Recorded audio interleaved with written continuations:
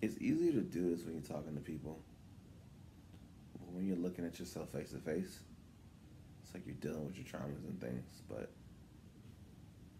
well, you'll see. Um,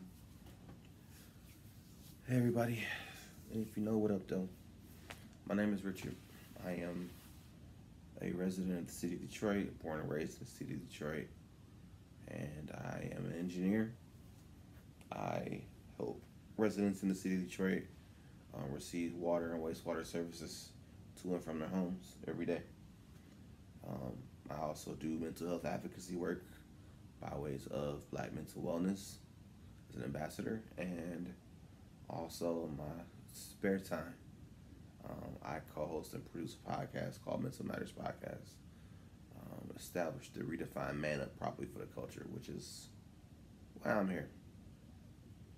And for me, healing means to address the points of your life that hurt, that you would not have otherwise been able to process with the tools that you didn't have.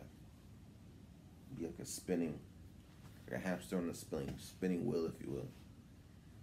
So let's get into this thing. A trial that affected how I showed up in the world emotionally. I think the biggest one for me is my parents' addiction. My father, God rest his soul, um, struggled a lot with addiction, with alcohol, with drugs, crack cocaine to be exact. My mother, very similarly, who is actually still on this earth, still struggles with that battle. And I think the hardest thing is grieving your parents, one of which who is still here amongst the living. That is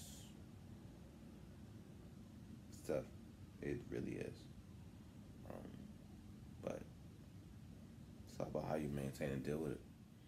How did it affect me? Well, honestly, it just shows up in terms of my lack of prioritizing me as a person worthy of love. There's times where I have resentment. I see other people with their family, with their loved ones, with their moms and dads, and it makes me feel like I missed that chance. And I never want anyone else um, to feel that way. Which is why we started the podcast, which is why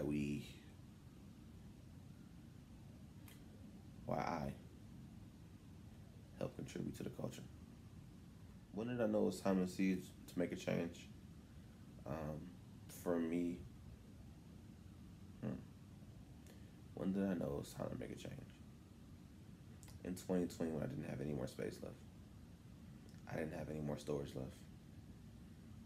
Well, waking up to Kobe Bryant passing was the worst nap I've ever taken in life. And then COVID-19 happened. And watching countless people lose their lives to a disease we couldn't even see. When George Floyd happened. When Ahmaud Arbery happened.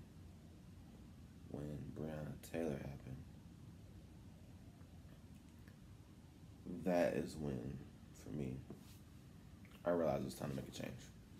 It was time to address the things. It was time to make sure that 5-year-old version of me, with the beautiful smile that he had as a little baby boy, that he was proud of me for doing the work, for going to therapy, for being the best version of myself every day and showing up every single day. Resources that I use, therapy was number one.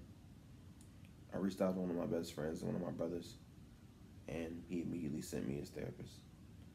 And I'm thankful that he did that, because now I can call that therapist for anything and everything.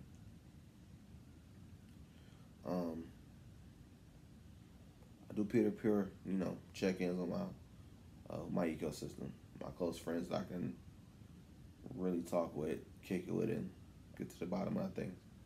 I am Richard, and this is my trial to triumph. Peace.